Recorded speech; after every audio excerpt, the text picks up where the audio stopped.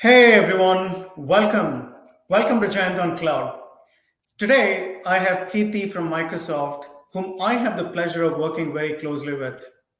So Keerthi leads the hybrid cloud business from Microsoft, and she's also part of the specialist group. Welcome, Keerthi. Thank you for having me, Jayant. Keerthi, do you want to quickly introduce yourself? Of course. So for those that don't know me yet, my name is Keerthi, and I look after the hybrid cloud business for Microsoft across Australia and New Zealand. And my primary focus is on the Azure Stack HCI portfolio with Microsoft. That is awesome. So today, me and Keerthi are here to talk about the licensing on Azure Stack HCI, which is probably the most talked about topics in the Microsoft hybrid world. So should we get started, Keerthi? Of course, can't wait.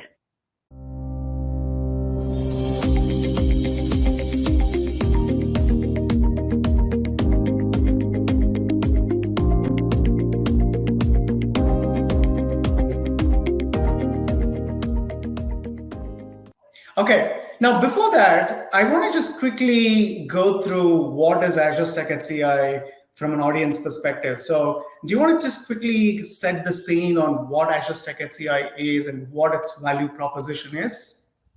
Absolutely. So Azure Stack HCI is Microsoft's bespoke hybrid cloud / hyperconverged platform. And it is basically an operating system that sits on hardware, so Dell x86 hardware. And so because our software sits on OEM hardware, we call it a hyperconverged platform, and we work very closely with our partners like Dell. Where Stack HCI is different from other hyperconverged solutions is that it natively integrates a large component of Azure Cloud into the platform itself. So using Azure Stack HCI, when the customers cluster it up, they're able to bring many of native Azure services as well as PaaS services on-prem, and they're able to run these services in their data center or edge location. I hope that's a good field scene setting for you, Jen. Yeah. I think. So, Keerthi, do you want to maybe just share your screen maybe so that way people can kind of resonate what you're talking about? Absolutely, that's a great idea. So just give me 1 second. I'll do that right now. All right. So the screen that I'm going to bring up is we call this the money slide, not because it talks about money, but because this is the slide that usually brings customers over to the bright side, to Azure Stack HCI. So I'm going to share that now. Cool. All right. So just gonna. Yeah, you can put it on a slideshow. Okay. What are you seeing? Are you seeing my Stack HCI slide? Yes, I am. And fantastic. There we go. All right. So when we talk about hybrid cloud, especially when you talk about hybrid cloud to your customers, they have a really difficult time trying to visualize what the solution looks like, because cloud, we know, is typically, all of these hyperscalers like Azure and GCP and AWS and so on. But what in the world is hybrid cloud, and what does that look like? So this slide is typically what gives customers that visual of what hybrid cloud is. And it also tells them that this isn't just a concept, but it's actually tangible hardware that they will buy and rack and stack and install in their locations. So at the very bottom here, you have this ecosystem of amazing, OEM partners. Dell has the deepest integration in terms of just, co-engineering the solution with us. And on top of Dell's hardware, Azure Stack HCI would sit like an operating system. So think Windows Server, but a very pared down, stripped down version of Windows Server. And so we only take out that Hyper-V component of Windows Server and we put it into Azure Stack HCI. That sort of takes away all of the fluffy stuff around Windows Server, and we've converted this into a pure hypervisor platform. And so on top of this Azure Stack HCI OS, you would run your virtual machines, and these can be Linux or Windows, or you start pulling in cloud services and start using services like Azure Kubernetes Services, which in turn enables other PaaS services. It's a lot to take in, but once you get your head around hybrid cloud, this is actually a very, very simple concept. So on this platform, we have customers running all of their virtual machines on-prem, and they're licensed as an on-prem service, or they can bring in all of these cloud services. And then, I would be not covering the whole thing if I didn't talk about the other hybrid services they can enable from the platform. And those are things like Azure Site Recovery, where they can DR into the cloud, or Azure Backup, where they can back up into cloud. They can do Azure File Sync, Log Analytics, Azure Defender, and so on. And that's the power that comes with Azure Stack HCI, because from ground up, it's meant to be this hybrid solution that brings the best of both worlds to our customers. That's amazing. In fact, every time that I talk to customers, one of the apprehensions that customers have today is, hey, Jan, looks great proposition, but you're trying to sell me a solution which is I haven't heard of. I mean, it looks like it's pretty new. But the honest truth is, Azure Stack HCI is just a rebranded version of WSSD. I'm sure you agree with me, Keerthi, right? So, yep. I mean, WSSD existed way back in 2016. And the best part is, and that which actually is, which is driven by Hyper-V, and which most of the Azure data center regions are driven by Hyper-V. So, I always tell this to customers: when Azure, which is the second biggest hyperscalers in the world, is powered by Hyper-V, why not Azure Stack HCI? Absolutely. And there's also a bit of apprehension that this is the same Hyper-V, the same S2D as it was about 5 years ago, or 3 to 4 years ago. It's not. While the platform is the same, there's so much improvement on the platform itself. There's so many other features we've introduced into Hyper-V and S2D that wasn't available about 3 to 4 years ago. So yes, it's the same Hyper-V, but it's a much, much improved version of Hyper-V. Awesome. All right. So now let's get started with the licensing part, which is the crux of this the podcast, right? Keerthi, one of the frequently asked questions that I keep getting, all the time from different customers, different, sales and pre-sales that I work very closely with, is how does one license Azure Stack HCI? I know it's if you go to Microsoft website, it says $10 per physical core per month. But if you just in the interest of audience and everybody listening to our show, do you want to just quickly highlight what are the different ways that one can actually license Azure Stack HCI? Absolutely. And that is something very important for our customers and partners to know. The licensing on Azure Stack HCI isn't actually complex. It's just new. It's new because no one else has done a similar method of licensing before, and it's new because basically all of these licensing versions are subscription-based models, and that's a very important point to remember. Every method of licensing Azure Stack HCI requires an Azure subscription, and that is by design. It's by design because we don't want customers waiting for 3 to 4 years for the next release to come out and then go out and make that purchase. We want to be able to move forward in a method where we don't worry about upgrades. We know it's constantly available to our customers, and that's why we moved into this subscription-based model. Now, let me get to the main crux of what Azure Stack HCI costs. So the first thing I'm going to do is take you through the original method. Let's call it version 1, and this method still holds true today. And that is, we license by physical core. So when I say physical core, I'm talking about actual CPU cores in your server itself. So if you have a cluster of 3 nodes with 10 cores across each node, you would license 30 cores for that cluster. So that's method 1.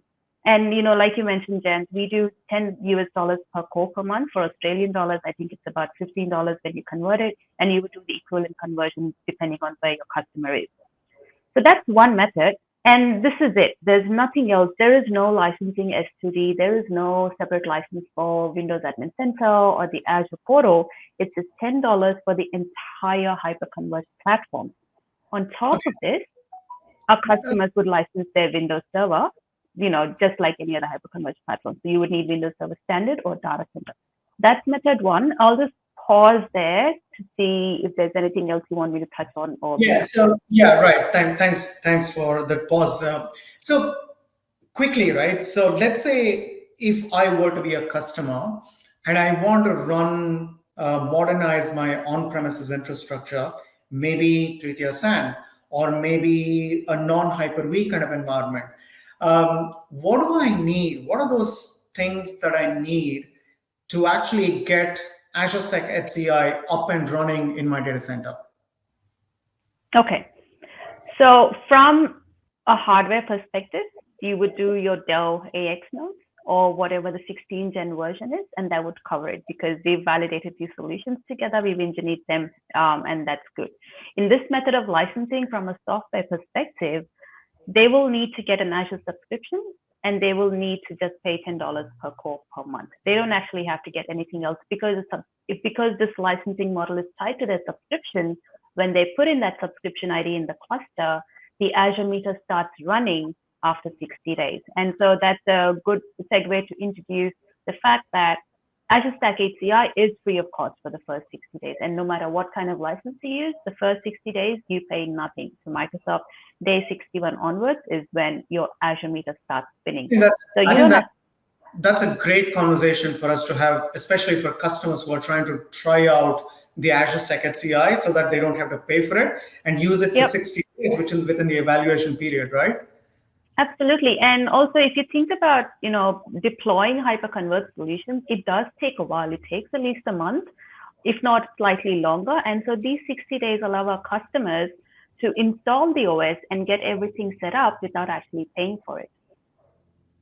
Awesome. Yeah, I think that's key, right? So just to kind of summarize, a customer would need an Azure subscription because they need to register the Azure Stack HCI cluster against an Azure subscription.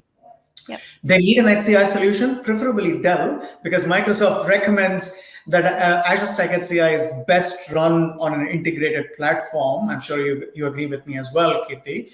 And Dell's approach has been completely Go integrated approach, right? So that you get that seamlessness of going and deploying and and the trust of having that completely validated end to end. And the best part is Dell will enable you as a customer to even go help you with the deployment with the pro deploy services. Mm-hmm. It just doesn't stop there. It even helps you with, like, for example, day 2 to day N operations, which includes migration workloads, migration services, and so on and so forth, just to keep customers ready for the cloud journey. We can help you with the consulting services as well. So pretty much, I think if you're really going with Dell, you're pretty much covered as a customer completely end to end. So I think that kind of sums up. And then obviously the VM workload that Keerthi, that you talked about, where you can license and all of that. So I think it's a great conversation. This is probably is where our customers want to begin the journey with. Yep, absolutely. And I'll just add by saying, while there might be customers out there that might have existing hardware that they want to convert into a Stack HCI solution, that is quite a labor intensive and a cost intensive process. So we might as well, use that budget to just completely modernize that infrastructure. And you get the satisfaction of knowing that when your box ships out from factory, it is shipping out pre-validated with the OS integrated, and you don't have to worry about a certain component not working with the platform or any of those. All right, so now let's get back to licensing, right? So we talked about Azure Stack HCI can be licensed at US dollars or Australian dollars 15 per physical core per month. That's billed against their Azure subscription. So what other ways do we have, Keerthi, to license Azure Stack HCI? Do you want to just kind of take us through that? Absolutely. So for us to understand the other ways the solution can be licensed, I'm going to touch on what a full stack of solution will look like from a licensing perspective. And this includes the virtual machine workloads as well. And this will help whoever's listening understand the benefits of the new licensing model. So as of today, when you purchase a Stack HCI solution, like Jayant and I touched on, you will get your OEM hardware, preferably from Dell. You would get your Windows Server 2002 data center, or standard, depending on the number of virtual machines you'll run on the platform. And then finally, you'll get your $10 per core per month licensing. So that's how we've always done it. Now, there's many ways customers can procure this license. We'll maybe touch on that later. But what I want to share here is a second method we've introduced into the licensing model. And that is for all of our customers that currently have Windows Server 2016 data center licenses, 2016 or above, with software assurance. When they have these licenses, and if they're able to have these licenses to cover all of the cores, that $10 per core per month we were talking about, 10 US dollars, that dials down to zero. So they pay nothing for the cores. They also get unlimited virtual machine workloads on the platform. And to sweeten the pot a bit further, they also get equivalent AKS vCPUs as well. Now, the key to note here is that this license model requires Windows Server Data Center 2016 with software assurance, and that software assurance will need to cover all of the cores for the solution they're procuring. So does that mean they can bring their existing licenses? Yes, they can. Let's say they're a Microsoft EA customer. They can absolutely use those licenses to license Azure Stack HCI. And at this point, this just becomes a hardware conversation because they already have licenses. So they now just need to invest in new hardware and they're good to go. So that is licensing method number 2. There's another way to license this, and I'll touch on that later on, but I'll sort of hand it back over to you, Tim. That's amazing. I mean, I'm just thinking about customers who have traditional Windows Server, data center like 2016 and above. I'm sure, Keerthi, especially if it's data center, does it automatically come with software assurance, or this is something that they need to buy it separately? They absolutely have to purchase software assurance separately.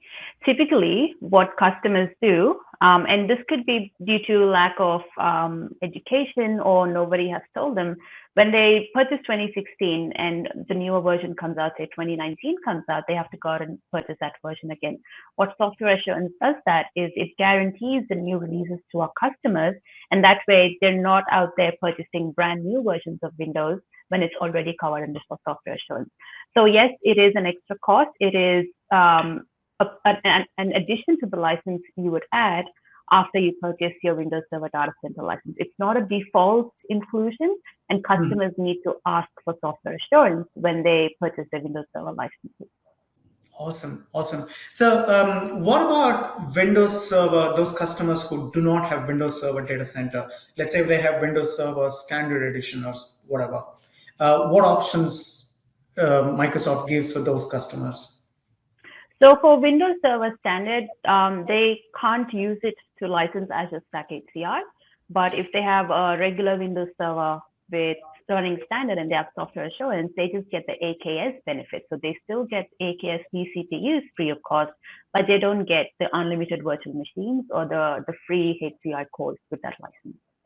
That's amazing. That's really amazing. So I think this is in my opinion is a huge value proposition, right? That you're trying to bring to the table, especially given the fact that many customers today predominantly have Windows workloads running. They may already have traditional licensing. Probably the only question to be asked is, do they have software assurance on top of Windows Server Data Center, right? I think this is a great option in my opinion. It opens up, especially when you consider the situation, customers who are trying to adopt Azure Stack HCI, it makes probably the Azure Stack HCI is probably a natural fit for many of these customers who are heavy Microsoft or a Windows shop. Most of their applications or workloads are running on Windows systems, and they're also having some of the workloads that are running in public Azure. I hope my correlation is right. Just trying to understand if they're in this kind of an ecosystem, probably Azure Stack HCI is a best fit for such customers. Yep. So fortunately or unfortunately, what's happened over the past 3 to 4 years, or I will say even the past decade, is that customers have become hybrid. They have somehow managed to put a bunch of workloads in Azure, but also suddenly identified workloads that have to stay on-prem. And typically these do run on Windows servers. And if they don't, that's fine as well. If you have if our customers have an on-prem requirement, but they're also hyperscale public cloud users, this is a great solution for them. And I don't think there's any customers out there that are 100% into any cloud, whether that's Azure or any other cloud. There's always going to be workloads that need to stay on-prem. And so if you can integrate these two estates in a nice native way, without going very far away and having multiple vendors in the mix, and just have like this nice cohesive estate of solutions, then why wouldn't you? Absolutely, absolutely. Especially when you get the unlimited guest licensing that comes with Windows Server Data Center. I mean, that's a huge value proposition in my opinion. Yeah, and we're just using one layer of license. You get Windows Server Data Center with software assurance, and that covers your HCI core, so your actual hyperconverged platform, your virtual machine workloads, and you get some of the cloud benefits through AKS vCPUs as well. So it's just huge bang for your buck. And actually, I've got a slide here that tells you what they're saving here. So this is the savings example that we've used using assuming about 100 cores priced annually in a 3-year contract through our enterprise account subscription. And if you see, this slide actually says 68%, but I'll be very, very modest and say, even if you assume 50% as savings, that's still significant savings in terms of licensing. Absolutely. I think this slide is really, really interesting. I mean, I'm amazed by the amount of savings customers have, especially using software assurance. Most customers may not even know about this, right? So thanks for getting the light there, Keerthi. Yeah, and a lot of our customers suddenly realize that they've had software assurance for like the past many years, and they've just been using it to run like good old Windows servers and just using software assurance as a way to guarantee that continual updates on Windows servers. But if you can just completely modernize your platform and license a brand new operating system on brand new hardware, that's kind of an eye opener to a lot of customers as well. The session we ran with Dell the other day is an example. We had so many customers go, "Oh my goodness, we have software assurance. This is a no-brainer." And so that's kind of the light bulb moment we want our customers to have. Absolutely, absolutely. So just to kind of recap, right? So we spoke about 2 ways of licensing. Basically, one way is flat US dollars or AUD, 10, 15 respectively per core per month, and that's the best way to license it if you don't have software assurance. If you do have software assurance with Windows Server Data Center, you apply those into your Azure Stack HCI licensing, and it becomes zero cost. And then, what other ways that customers can license Azure Stack HCI, Keerthi, apart from these two? I love the approach we're taking with this. We are sort of picking apart each license model. So we've done 2 so far. You've summarized that quite beautifully. The third one is when we have resellers in the market that go, "This is great. These are great savings, but I can't actually sell software assurance to my customers. So what do I do here?" So the other way, and this is in the license document, or I'll say this is in the prerequisite, the licensing prerequisite for Azure Stack HCI. The third way is the Windows Server Data Center CSD subscription model. And many of Microsoft's licensing partners can resell this under their volume licensing program. So it's I say volume licensing, it's under the CSD program. So if customers are with a reseller that can't actually give them software assurance, they can get Windows Server Data Center CSD subscription licenses, and they get this exact same benefit through that license. So again, they'll get the $10 per core that dials down to zero. They get unlimited virtual machines, and they also get the AKS vCPUs, and all of this applies across the board. Okay, that's amazing. Yep. So you're saying customers can simply reach out to their respective CSPs and ask for Windows Server CSP licenses, correct? Correct. Windows Server Data Center CSP subscription licenses. So even in the CSP model, there's a couple of licenses, perpetual and subscription. We want the subscription license, and when they get that, all of these Azure hybrid benefits are again included free of cost. I'll also add that these hybrid benefits do not apply for Windows Server, even if they're using the same license. So that Data Center CSP license can be applied to Windows Server or Azure Stack HCI. When they do it for Windows Server, they don't actually get these benefits. When they do it to Azure Stack HCI, they get all of these benefits included free of cost. That's amazing. That's really amazing.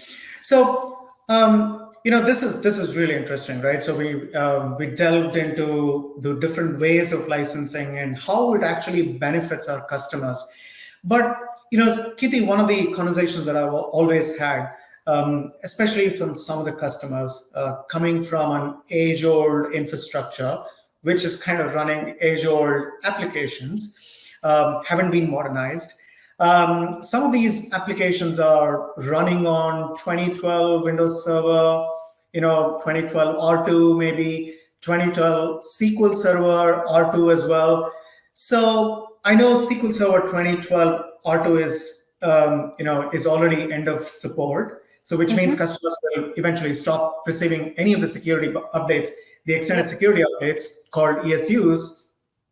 And then soon to be, end of life, which is the Windows Server 2012 as well. So how do we really help these customers who are really on an aging infrastructure or an aging workload like Windows Server 2012? Great question and an excellent segue into my next slide. Okay, so for those that are unfamiliar with the term ESU stands for Extended Security Update. And this is the cost the customer pays to Microsoft to be able to maintain security updates on legacy Windows versions like 2008 and 2012 to remain compliant with their security posture. And so this is an annual fee, right? They pay 75% of the full license price the first year. The second year, they pay 100% of the full license price. And then the third year, they actually pay more. They pay 125% of the full license price annually. As you can imagine, it's quite expensive. And all of this trouble to just maintain security updates on all the Windows versions. What we've done on Azure Stack HCI is we've offered these free of cost. So Azure Stack HCI is the only platform outside of Azure that customers can get ESUs free of cost. And so when you're modernizing with Azure Stack HCI, not only are they getting all of those heap of benefits that we spoke about just before this, but they also get free ESUs. And I've seen these numbers in the background. We've got customers paying quite a bit just for the ESUs. And so just this alone should be a very compelling reason for our customers to modernize and transition to Azure Stack HCI. There's one other thing that we offer that's not available anywhere else, even for purchase. The fourth year, typically, we don't even sell ESUs to our regular customers. But the fourth year on Azure Stack HCI is free of cost as well. So you not only save the first 3 years, you get an additional fourth year that gives you that bit of additional time to transition from your legacy Windows applications to the latest one. I think this is amazing. It gives them the best of both worlds, right? Especially for some of the workloads which are really old and they want to lift and shift onto Azure Stack HCI. Not only will they be able to run seamlessly on the newer platform, but also be able to leverage the free extended security updates that Microsoft is offering. Yep. And it's not because customers don't want to modernize their applications, right? Sometimes and we see this quite a bit around healthcare, is the vendors have built applications on these legacy versions and they just don't have a newer compatible version. And they're probably about 2 or 3 years away from doing the testing and releasing a more compatible version. So it's not that these customers don't want to modernize. They're just sort of locked into that application. And now they have a way to continue supporting those applications. The best part is they get 3 years to think about the modernization journey, right? So 4 years, don't forget, it's 4 years. Yeah, exactly. And not just that, I think if you look at it, there is a modernization path as well on Azure Stack HCI because you have AKS available on Azure Stack HCI. Absolutely. So that's a great point. The VMs and the containers, it doesn't have to be binary. It doesn't have to be one or the other. They can actually run both. So they're able to run their primary workloads or application workloads in the virtual machines on Windows, and they're able to test out AKS and containers because the license is there. If they're doing the Windows Data Center CSV version or they have software assurance, AKS licenses are just sitting there. The VCPs are just sitting there. So why not just try it out to maybe do a bit of dev and testing and build out new applications? So that's a great point because we're enabling application modernization in a very, very different and comfortable way for our customers. Awesome. So, well, this pretty much sums up, right, all of this, right? So how does one license Azure Stack HCI? We looked at different options as to why, and what are the benefits also for some customers who are trying to license Azure Stack HCI. Now, Keerthi, one of the other things that I always get this question from customers is, these licenses are great. It's a huge saving for me. But what about some of the Azure services when I start consuming? Because Azure Stack HCI is natively integrated with Azure, right? So you can bring in some of the Azure PaaS capabilities onto Azure Stack HCI as well. So what happens when you start consuming some of the Azure services? Great question. And I think it's very important that our customers understand this as well. So I'm just going to go back to my first slide, the slide that we all like here at Microsoft. And that is this one. All right. So let's use these Azure services as an example. Now, for virtual machines that they run over here, let me see if I can bring up the pointer. Let's do it. All right. So these workloads, if they're being licensed using Windows Server Standard or Data Center, or even the subscription Windows guest licensing model, that's fine. They'll continue running that, and they have already paid for that. For anything that they run from here, outside of those AKS vCPUs that are free of cost. So let's say there's 32 physical cores, and they get 32 AKS vCPUs due to software assurance. Any vCPUs used outside of those 32, the customer will pay per use. And then when they bring these services like data services, SQL managed instance, or any of these, they will also pay for these services exactly the way they would pay for it in Azure. So the pricing model is consistent for the service itself, but because the underlying compute and storage is your own, it belongs to the customer, they're not paying for the underlying capacity. And the same applies for these services here as well. For Azure Site Recovery and Backup, you would pay based on whatever the costs are for it in Azure. Azure Site Recovery is, I believe, per instance, so they will continue to pay per instance. Azure Log Analytics, I believe, is for the egress per GB of data egress from the platform, and so they will continue to pay for it in the same way as well. So these Azure services are not free of cost. They are enabled on Azure Stack HCI, but these are all pay per use, just like they would pay per use in Azure. But if these bits of services and data is being processed on your Stack HCI cluster, they're not paying for the underlying capacity. Is that clear? Did I complicate that too much? Yeah, absolutely. I think you were very crisp on that. So, Keerthi, I know Microsoft has this hybrid cloud estimator, right? Do you want to just quickly show us how that works, and maybe our listeners can actually get an understanding of how to actually right size their solution and get an understanding of what the estimate is? Absolutely. So this is the link, the Azure Hybrid Estimator.azurewebsites.net. It's a mouthful. So maybe, Jayant, you can put it in a chat or in the description somewhere for people to access it quite easily. It is public facing, so anybody can use it. You'll just need to have a Microsoft account. So you can use your personal ID or your work ID and create one. Now, this deal size estimator is to allow our customers and our partners to forecast what cloud services will look like over the next year or for the month. So these numbers are quite big because I've gone in there and I've bumped up all of the metrics and the numbers in there. But if you look at the way this website is built, you go in the Azure Arc, Azure Stack HCI section, you go under servers and you pick the services you want here, and that shows up here. Or you go on AKS on HCI and you start to sort of size your workloads there, or you do the same for data services. And what this does is you can pick your currency and it gives you a nice, neat monthly package and an annual package. Package is the wrong word to use. It's an estimate. So this is no longer something our customers have to worry about, because they can now go in and estimate and identify how much of these services they'll consume and how much they'll end up paying for it over the next year or the month or the next 3 years even. And this is a neat way to be able to sort of budget for and estimate your cloud costs as well. Awesome. This is amazing. I know I've actually played around with this tool. especially when I tried going into the data services.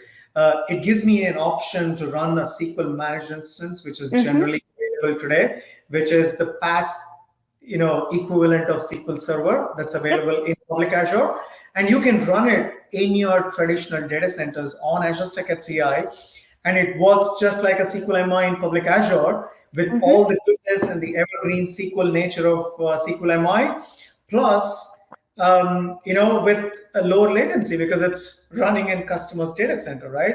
That's fascinating. And the best part is not only is it cheaper to run a SQL managed instance on Azure Stack HCI, but you can also bring in your own licensing, a SQL licensing, and then bring your own license right through BYOL.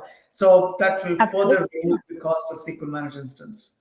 Yeah, if our customers have a taste for the SQL services in cloud, they can absolutely bring that over. If they're using traditional SQL licenses, they can apply those as well and just use that on Stack HCI. So that's a great point to bring up. And the same applies for every other data service. I will add here though, don't assume that a cloud service is automatically available on Azure Stack HCI.